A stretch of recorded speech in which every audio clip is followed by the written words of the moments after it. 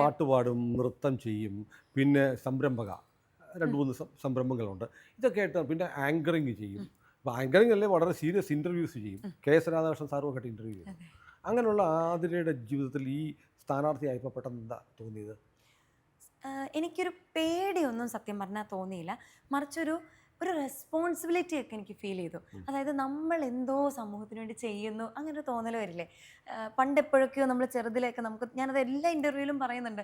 ചെറുതിലേ തോന്നുന്നൊരു fire ഉണ്ടല്ലോ. അതായത് നമുക്കൊന്ന് അധികാരം കിട്ടിയിരുന്നെങ്കിൽ ചില കാര്യങ്ങളൊക്കെ ചെയ്യായിരുന്നു, അല്ലെങ്കിൽ ചില നന്നാക്കായിരുന്നു. അല്ല, ചില ആളുകളെ പിടിച്ച് പറിച്ച് ശരിയാക്കാനുണ്ട്. ശരിയാണ്. എന്നാലും ഇപ്പം ഈ 16ാമത്തെ ദിവസം നിൽക്കുമ്പോൾ എനിക്കത് 10 ഇരട്ടിയായിട്ട് കൂടിയിട്ടേ ഉള്ളൂ. അതിൻ്റെ കാരണം എന്താ വെച്ചാൽ, ഇപ്പോൾ ഞാൻ നേരത്തെ പറഞ്ഞ ഈ ജനങ്ങളുടെ അടുത്തോട്ട് നമ്മൾ ഇറങ്ങി ചെന്നപ്പോഴാണ് ഈ ഓരോ അവസ്ഥകൾ നമ്മൾ മനസ്സിലാക്കുന്നത്. ഇപ്പം ഞാൻ എൻ്റെ അവസ്ഥ ആലോചിക്കുകയാണേ.